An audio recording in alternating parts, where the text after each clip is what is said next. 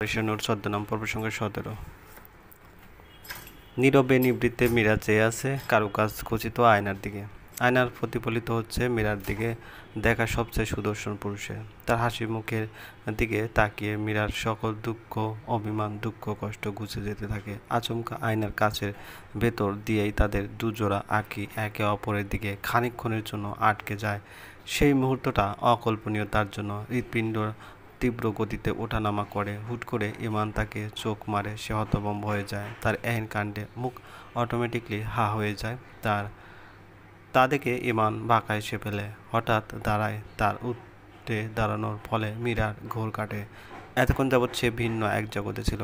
মাথা ভার লাগছে। চোখ ঘুরিয়ে চতুর্দিকে তাকিয়ে খেয়াল করে ড্রয়িং রুমে আপাতত কেউ নেই। কিছুক্ষণ আগে না সকলে উপস্থিত ছিল, মুহূর্তে সবাই গায়েব হলো কীভাবে? নাকি অজস্র ভাবনায় সে এতটাই ডুবন্ত ছিল যে অন্যদের অনুপস্থিতি তাকে বিচলিত করেনি। সে দেওয়ালে থাকা ঘড়ির দিকে তাকালো। ঘড়ি জানান দিচ্ছে এখন রাত 10টা বাজে। সে মাথা ঘুরিয়ে ভিতরের দিকে তাকালো। ডাইনিংয়ে অনেকে খাচ্ছে। ইমান আর সোনালি আপুকে দেখা যাচ্ছে। কী নিয়ে যেন হাসাহাসি করছে তারা। ইমান টেবিল থেকে একটা আলুর চপ হাতে নিয়ে আরাম করে খেলো আর গল্প করতে থাকে। মাথা থেকে পাগড়ি খুলে ফেলায় তাকে দেখে বোঝাই যাচ্ছে না সে বর। মজা করে এটা সেটা খাওয়া হচ্ছে। এদিকে মীরা সেই কখন থেকে চুপটি মেরে ভীত বিড়ালের মতো বসে আছে। নড়াচড়া করতে ভয় লাগছে তার। পানির পিপাসা পেয়েছে, তবুও পানি খেতে ইচ্ছে করছে না। একটু পর সোনালি আপু তার কাছে এসে বলে, খেতে আয়।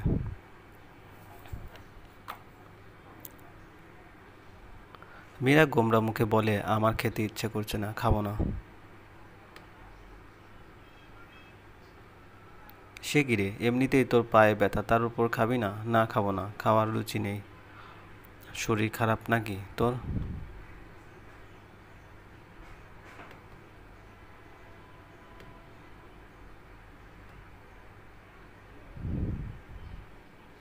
শরীর খারাপ না, এমনিতেই টেনশনে ক্ষুধা নাই গেছে। আপু আর কিছু বলল না। আপুর ডাক পড়ে ডাইনিং রুম থেকে সে দ্রুত বেগে চলে যায়। এরপর প্রায় আধা ঘন্টার বেশি কেটে যায়। একা একা বসে থাকতে থাকতে মীরা বড্ড বিরক্ত হচ্ছে। কারোর তার দিকে নজর নেই, যে যার মতো ব্যস্ত। একটা টাইমে ইমানকে শুধু রোস্ট খেতে দেখা গেল। সে অন্য কাজিনগুলোর সঙ্গে গল্প মজা করায় তুমুল ব্যস্ত। এরাও তাদের সঙ্গে দিচ্ছে। মীরা ওদের প্রতি সামান্য অভিমান হলো, ভাবলো তাকেও আড্ডায় সামিল করুক। এভাবে একা পরগাছার মতো কেন ফেলে রাখছে? একবার ডাক দিয়ে নিয়ে গেলে কি হয়? যাই হোক, আরও মিনিট 20 পর প্রান্ত দুলাভাইয়ের তার উপর মায়া হলো। সে তৃপ্তি ঢেকুর তুলে তার দিকে এগিয়ে এসে বসে পড়ে বলল, এখন তো আর আমি নতুন জামাই থাকলাম না, তোমার জামাই এখন নতুন। ওর আপ্যায়ন এখন শেষ হয়নি। মীরা সামান্য হাসল। তার এখনও বিশ্বাস করতে কষ্ট হচ্ছে ইমান আর সে হাজব্যান্ড ওয়াইফ। সে ম্যারিড আজ থেকে। নামের আগে এখন থেকে মিসেস বসবে। ভাবলেই মনের কোণে গাপটি মেরে লুকিয়ে থাকা ভালো লাগাগুলো তিরতির করে মাথা দোলায়। প্রান্ত ভাইয়া বলে ওঠে, তোমাদের জন্য ছাদে একটা ছোটোখাটো ফটো সেশনের ব্যবস্থা করা হয়েছে। আতশবাজি আর ফানুস উড়ানো হবে। মীরা ভারী অবাক হয়। এমন বৃষ্টি চান রাত কেউ ছাদে যায়? এসব আজগুবি আইডিয়া নিশ্চয়ই ইঞ্জিনিয়ার সাহেবের। উনি ছাড়া এমন বুদ্ধি আর কারো মাথায় আসার কথাও নয়। মিনিটের মধ্যে তার বাকি কাজিনরা হুড়মুড় করে ড্রয়িং রুমে এসে হইচই করল।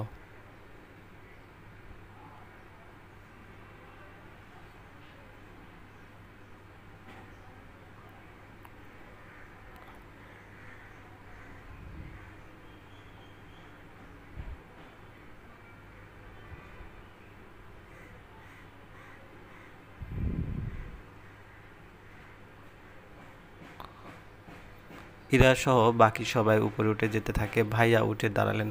তার সঙ্গে সোনালি আপু যাওয়ার প্রস্তুতি নিল। যাওয়ার আগে মীরাকেও আসতে বলে ছাদে। এবারে মীরার অভিমানের মাত্রা বেড়ে যায়। এতক্ষণ নিজেকে এটা ওটা বলে বুঝ দিলেও এখন তার মনে হচ্ছে কাজিনের কেউই তাকে এক বিন্দু ভালোবাসে না। তার প্রতি কারো মায়া নেই। কেউ তাকে নিয়ে ভাবে না। সে ভারী শাড়ি আর ঘোমটা সামলাতেই কাহিল। অথচ ওরা এদিকে একসঙ্গে বসে খেলো, গল্প করলো। সে মাত্র একবার বলেছে খাবে না, আপু জোরেও করেনি। আর এখন তাকে রেখে ছাদে যাচ্ছে। সবাই জানে সে কালকে হাসপাতাল থেকে রিলিজ পেয়েছে। পায়ের ব্যথা কমেনি, তাও কিনা ছাদে নিয়ে যাওয়ার জন্য কেউ দাঁড়ালো না। সে রাগ, ক্ষোভ ও অভিমান নিয়ে দাঁড়ালো। পায়ে ব্যথা অনুভব করলো, তবুও দাঁতে দাঁত চেপে সে এক কদম দু কদম আগায়। মেইন গেট অতিক্রম করতে পিছন থেকে ভরাট কণ্ঠে ভেসে আসলো, তোমার পায়ে না ব্যথা? তারপরেও কেন দাঁড়িয়ে? এক মুহূর্তে মুভমেন্ট না করেই বেটার। মীরা পিছন ফিরে তাকালো, সামনে তার বর্তমান স্বামী দাঁড়িয়ে আছে। ভাবতে পৃথিবীর সমস্ত লজ্জা যেন তার বুকে এসে গেঁথে গেল।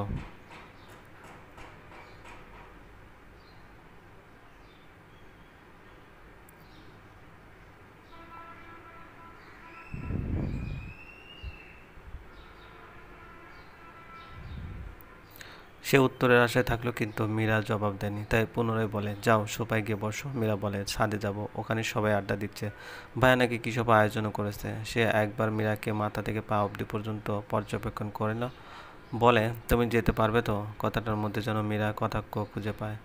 সারাদিন খোঁজ নেয়নি, একটা বার কথা বলার টাইম নাই, আর এখন এসে ঠেস মেরে বলা হচ্ছে যেতে পারবে তো? হুম।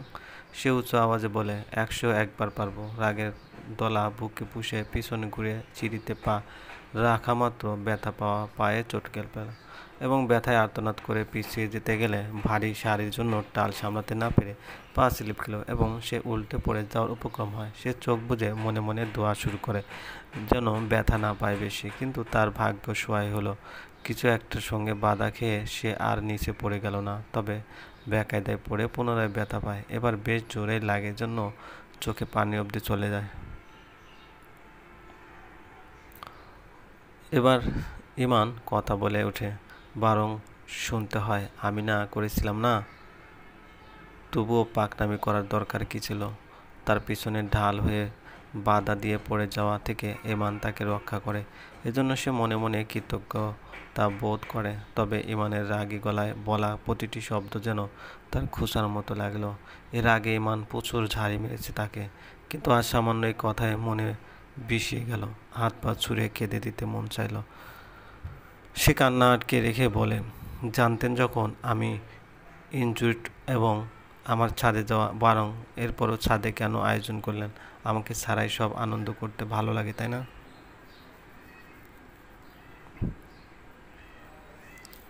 ইমান একেবারে কিছুটা বিভ্রান্ত হলো না। সে মিয়ে যাওয়া গলায় বলে, সেটা বলিনি, কিন্তু ছাড়ুন আমাকে, আমি রুমে যাব। সে মেইন গেট দিয়ে ঘরের ভিতরটা দেখে নিল, এরপর সজোরে দরজা ভিজিয়ে দিয়ে মীরাকে কোলে তুলে নেয়। মীরা হতভম্বের শেষে সীমানার পৌঁছে যায়। কেউ যদি দেখে ফেলে, লজ্জায় তার গালের দুপাশের ফোলা অংশ লাল আবায় চেয়ে গেল। সে নির্বাক হয়ে সুদর্শন পুরুষটাকে মন ভরে দেখে নিল। এই ছেলেটাকে যাই করে সে তাতেই কেন এত বেশি মুগ্ধ হয়? বেচারা গরমে ঘেমে আছে। ইস, মীরার মন চাচ্ছে নিজের আঁচল দিয়ে তার কপালে ঘাম মুছে দিতে। সে এক কদম দু কদম বেয়ে ছাদে উঠতে থাকে। ছাদে এসে মীরাকে বেশ যত্ন নিয়ে নামায়, এরপর হুমকি দেওয়ার মতো হুঙ্কার দিয়ে বলে, একদম লাফালাফি করবে না, এক জায়গায় চুপচাপ দাঁড়িয়ে থাকবে। যাওয়ার সময় আমি নিয়ে যাব, একা নিচে নামবে না। মীরা শুধু মাথা নাড়ায়। সে অদ্ভুতভাবে তাকিয়ে আছে ছাদের ডেকোরেশনের দিকে। কি সুন্দর ফুল দিয়ে সাজানো ব্যানারও আছে ছাদের দেওয়াল ঘেঁষে, সেখানে লেখা ইমান ওয়েটস মীরা। লেখাটা পড়তেই তার গা বেয়ে শিহরণ বয়ে গেল। একজন ক্যাটারিংয়ের লোক ইমানের কাছে এসে বলে, ভাইয়া তাহলে আমরা নিচে যাই, রুম সাজানো বাকি। আচ্ছা যান, এটুকু বলে সে সামনের দিকে পা বাড়ায়। মীরা সবটা মনোযোগ দিয়ে শুনল। রুম সাজানোর অর্থ সে ভালোভাবেই জানে। সোনালি আপুর বিয়ের দিন প্রান্ত ভাইয়ার কাজিন আর ফ্রেন্ডরা তাদের রুম সাজিয়ে দিয়ে সোনালি আপুর টাকা খসিয়ে নিয়েছিল। আজ তাদের জন্য রুম সাজানো হচ্ছে, কিন্তু সে কাউকে টাকা দিতে পারবে না। সোনালি আপু তার দিকে আসলে সে বলে, রুম সাজানোর কোন দরকার নেই আপু, ওদের মানা করে দাও। সোনালি আপু উত্তেজিত হয়ে বলে, তোর জামাই রুম ফুল দিয়ে সাজানো না হলে বাসর করবে না? আপুর মুখে এমন কথা শুনে মীরা লজ্জায় ছিটিয়ে যায়। সে আরও বলে, ইমান বলেছিল লবণ ছাড়া তরকারি যেমন অসম্পূর্ণ, তেমনি ফুল ছাড়া বাসরঘর অসম্পূর্ণ। ওর নাকি ঘর না সাজালে কোনো ফিলই আসবে না যে বাসর হচ্ছে। মীরা মাঝে মাঝে অবাক হয়ে, একটা মানুষ কতটা নির্লজ্জ হলে বোনকে এসব অশ্লীল কথা অবলীলায় বলে, শেষমেশ তার কপালে একটা অসভ্য জুটল। কিছুক্ষণের মধ্যে ছাদের পরিবেশ পাল্টে গিয়ে ভীষণ অদ্ভুত মনোমুগ্ধকর পরিবেশের আবির্ভাব হলো। মাত্র বৃষ্টি থেমেছে, কিন্তু শীতল হাওয়া এখনও বইছে। মেঘ থেকে মেঘ থেকে থেকে মৃদু শব্দ তুলে ডাকছে। এমনই এক আদুরে আবহাওয়ার তার প্রতিটা কাজিন একটা একটা করে ফানুস উড়াতে আরম্ভ করে। ক্ষণেই ফানুস উড়ে আকাশের দিকে যাত্রা শুরু করেছে। কি চমৎকার দৃশ্য! মীরার মন ভালো হয়ে গেল এত সুন্দর দৃশ্য উপহার দেওয়ার জন্য। মনে মনে ইমানকে থ্যাংক ইউ বলে সে। প্রান্ত ভাইয়া তার হাতে একটা ফানুস ধরিয়ে দিয়ে বলে, নিউলি ম্যারিড কাপল, এবার ফানুস রাখ। মীরা ফানুস হাতে বলদের মতো দাঁড়িয়ে আছে। সে ফানুস উঠতে জানে না, তার উপর শাড়ি পরে থাকায় লড়তেও চড়তেও ঝামেলা। তার একার পক্ষে সম্ভব না ফানুস উড়ানো। সে উসখুস শুরু করে। কিয়ৎক্ষণ অতিবাহিত হওয়ার পর ইমান লাইটার নিয়ে আসে তার সামনে। এরপর নিজ তাগিদে ফানুসে আগুন ধরিয়ে দেয়। মীরা সামান্য ভয় পেয়ে পিছিয়ে পড়ে। আগুন ধাউ ধাউ করে জ্বলছে। বাতাসে নিবু নিবু অবস্থা। তবুও ইমান মীরার হাতের উপর হাত রেখে আস্তে করে বললে, ফানুস হয়ে তোমার সব দুঃখ ধ্বংস হোক। তারা হাত ছেড়ে দেয়।